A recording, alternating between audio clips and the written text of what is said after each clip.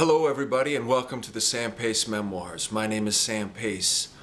During these stories I will be recounting tales from the studio, tales from the road, and tales from my entire journey as a musician and artist. I hope you find them entertaining. Please subscribe, comment, and like as you see fit. This is Season 1, Episode 1, and this story tells the tale of moving to Austin for the first time in 2011. This was 10 years ago. It had been 12 hours in the car already, on top of 10 hours the day before. I should have been in Austin, but with a crawling 3-hour delay in Arkansas, I was still a couple hours out. It was February, and the South, along with the rest of the country, had just been hit with a devilish freeze. The roads around the Ozarks were licked with ice, and the traffic was as frozen as the ground. At this point, my eyelids were getting heavy, so I pulled over to a rest stop and slept for somewhere around 45 minutes. When I awoke, I bought a Red Bull from a vending machine, hoping it would give me enough juice to get me to my destination unscathed. At least I was past Dallas. It had been the first time of many more to come, driving through that godforsaken network of aggressively psychotic drivers. I had told the people I was staying with I would be there around 10, but now it was going to be closer to 1 in the morning. When I pulled over at the rest stop, I called to make sure that it wasn't going to be too late. The woman was very kind and said it was fine. I had never been to Austin, nor Texas for that matter, and I didn't know anyone who lived there.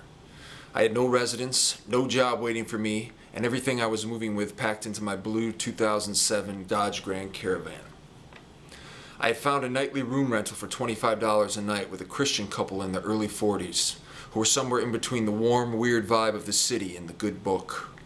By the time I got there, I was overtired and glassy-eyed from the long ride and the numerous bowls of weed I had smoked on the way.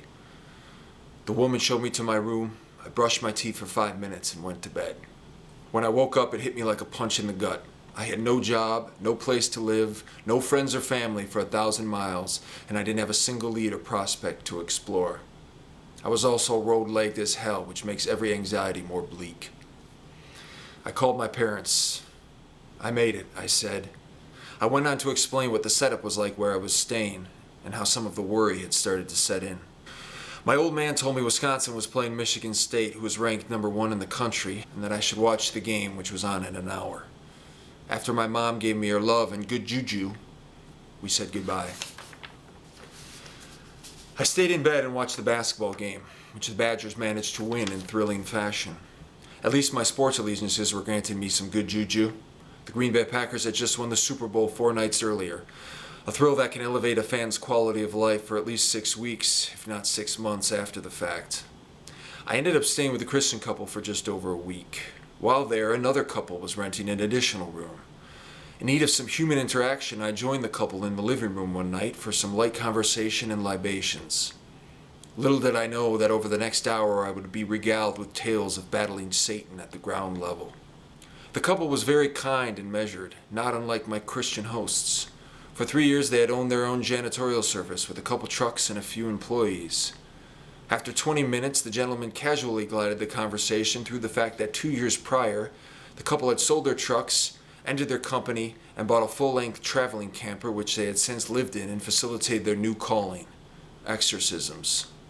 In a fashion not unlike a new job candidate explaining the tasks of his last job, or a family friend recounting his trip to a national park, the gentleman and his lady explained that for 1.5 years they had traveled the West Coast and Southwest performing exorcisms on infected souls.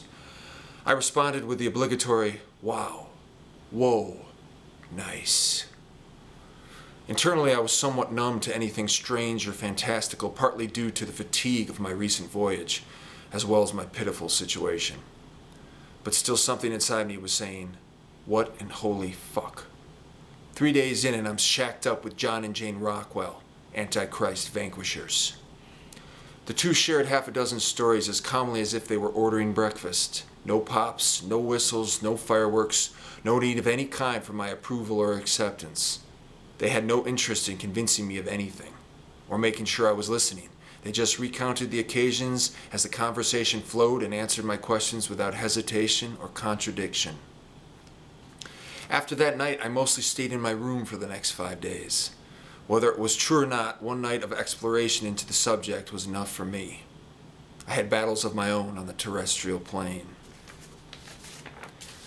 I was on my computer much of the day, looking for work, looking for places to live, amending my resume, exploring the music scene, putting out feelers, and jerking off.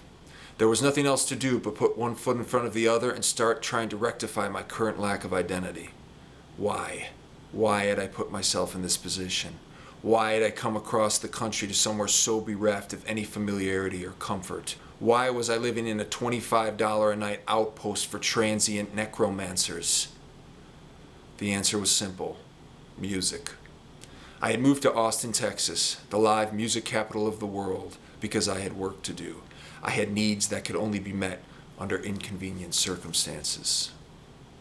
This concludes episode 1 of the Sam Pace Memoirs. Please remember to subscribe, like, and comment below. Episode 2 will be next week.